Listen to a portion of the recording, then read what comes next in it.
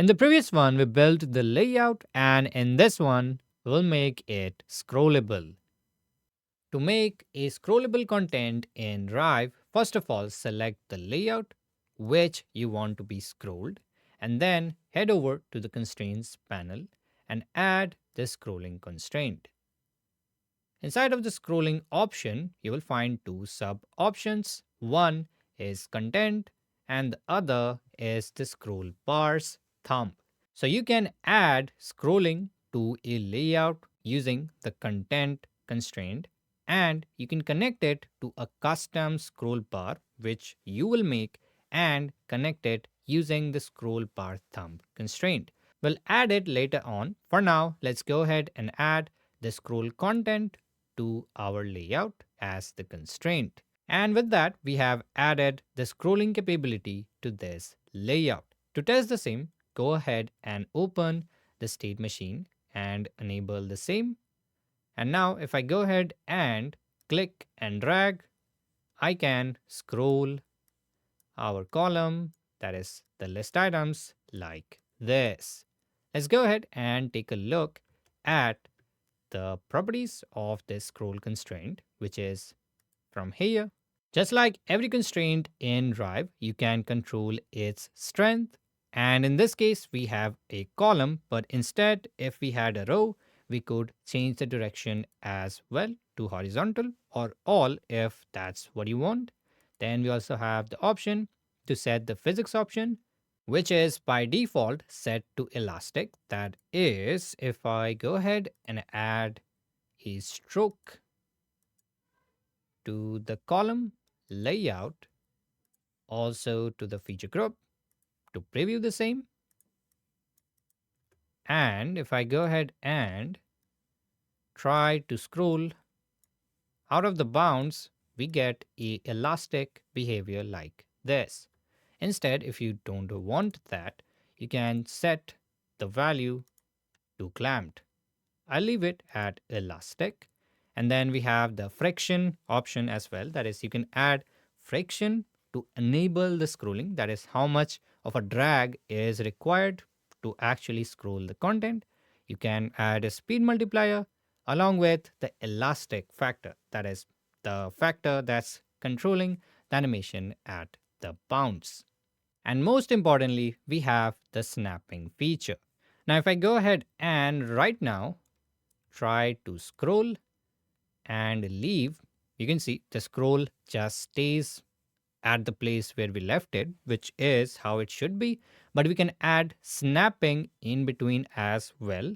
That is, let's say if I add stroke to the list items as well for demonstration, and let's say if I scroll and leave the scroll at this position, it will automatically snap to the nearest layout child.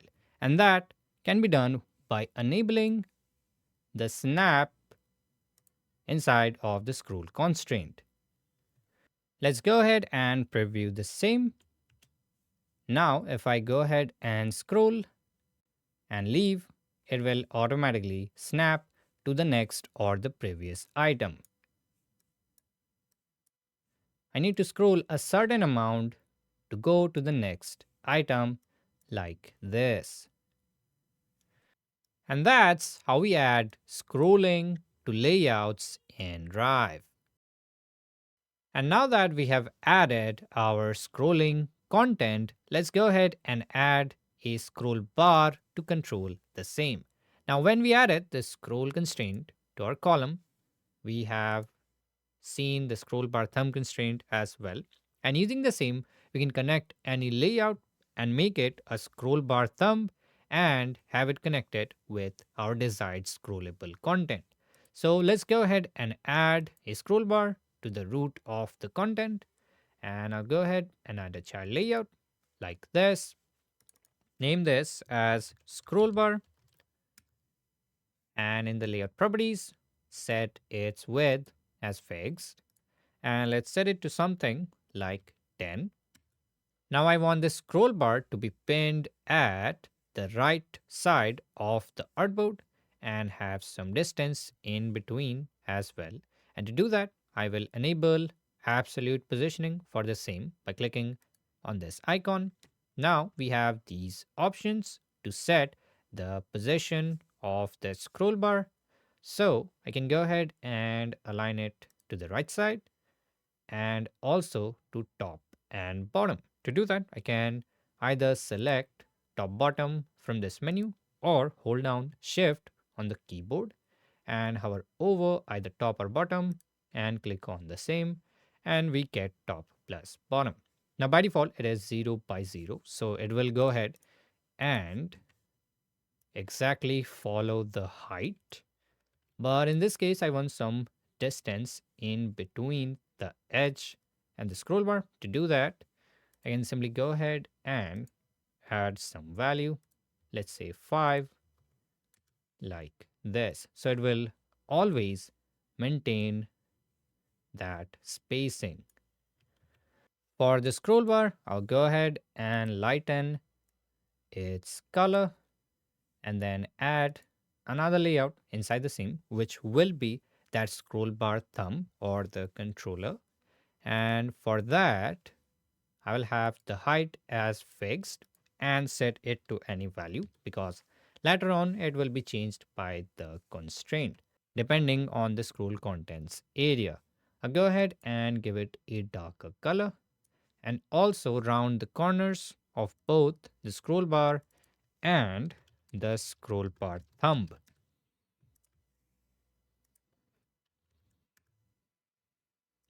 Now to connect it with our scroll area, I'll select the scroll bar thumb and add a constraint. And now I'll choose the scroll bar thumb constraint. In the constraint properties, make sure the target is set to your desirable content. Now set a target for the scroll content, and in this case, it will be our scrolling content, that is the column. I'll go ahead and select the same, and you can see the scroll bar reacts to the current position of the scroll. Right now, it is at the end.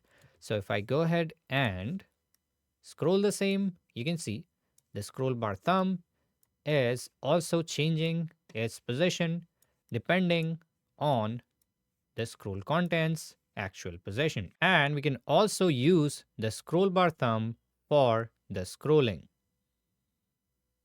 Now that we have added the scrolling to our column of the list items, let's go ahead and add the animation on the left as well, which we have had a placeholder till now. For the animation, I'll use this one that is on a separate artboard, has this state machine on which I can control its state between 3 different ones using this transition number input.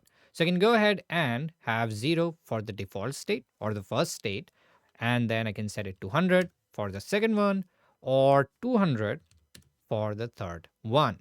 And I have blend as well in between the states, so I can smoothly transition in between. Let's go ahead and use the same inside of our layout. And first of all, I'll go ahead and put a nested artboard on the artboard and select the points one, and then drag and drop it into the layout, which was acting as the placeholder. Now to size it according to the layout, I'll go ahead and change the nested artboards mode to leaf like this. If the mode is set to node, then that's the default behavior, simple as putting it in groups and so on. But if you're putting nested artboards inside of layouts like this, then you can use the leaf mode and have it perfectly fit the positioning and sizing of the layouts and get these simple to use options. In this case, I'm fine with the fit as fill, but you can use different options as well, like this. And also you can align it with the different alignment options. Now I can go ahead and remove the fill from the parent layout, and our nested artboard is added to the layout. Now I want to sync this with our feature points. That is, if I go ahead and hover over or actively show the feature 1, then it should be in the state 1. If I have the second one, then the animation should be in the second state. And if I have the third one, then the animation should be in the third one as well. To achieve that, I will control the number input inside of our nested artboard. And to do that, I will go to the animations tab and enable the state machine. And this will give us access to that transition number input. And I have access to that because I have made sure this number input is exposed to the parent artboard. That is any artboard which is using it as a nested artboard. So now what I can do is when I hover over any list item, say this 3 1, I can set that number input to the respective value. So for the 3 1, it'd be the last state, that is 200. So I can go ahead and go over to the state machine and make use of the listeners for the hover state, that is starting with the list item 1. I can add a listener with that as the target, and whenever pointer enters it, I can go ahead and set the transition number input inside of the points nested artboard as a value. In this case, it would be 0. Moving on, for the second one, it will be 100. And for the third one, it will be 200. By default, our scroll will be from the first one, so that's just fine. Now, if we want that smooth transition in between the state switch, then we can make timelines. That is, I can go ahead and take the state machine, key in the transition number input, and optionally set the timeline's duration to 1 frame because we are essentially holding the number inputs value as a keyframe, and name this as, let's say, 0.1, and make a duplicate of the same for the 0.2 and change that value to 100, and similarly create one for the third point as well, having the value of 200. Now in the state machine, I can go ahead and manage that state in a layer. So I can go ahead and drag and drop these in, have this as the 0.3, and by default, enter inside of the 0.1 state. And as I mentioned, by default, we should have the first one in the scroll position. And then I can transition from any state to these based on a number input.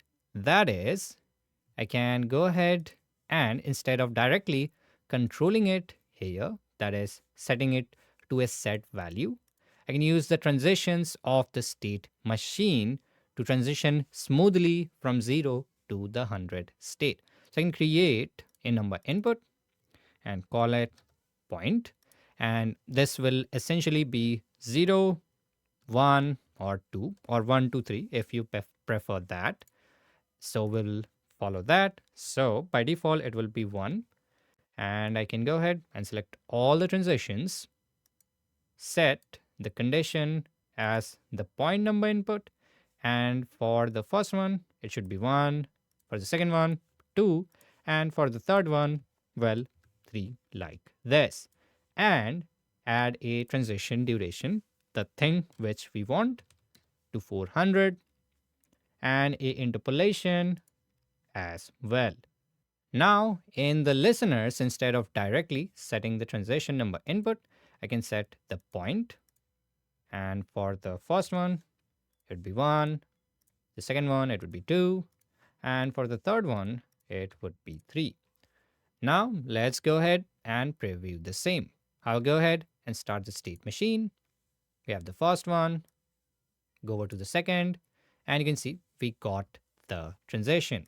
Now it is fast for this use case. I can simply go ahead and add some transition duration.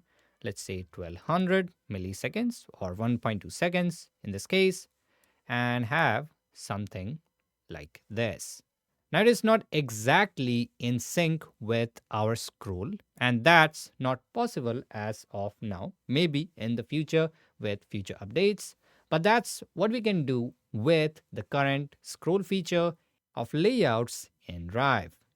And for a side note, I have the same layout built as a website and the animation controlled with the scroll position of the website using JavaScript. And here is the result. In the next one, we'll make the layout responsive for smaller viewports. See you there.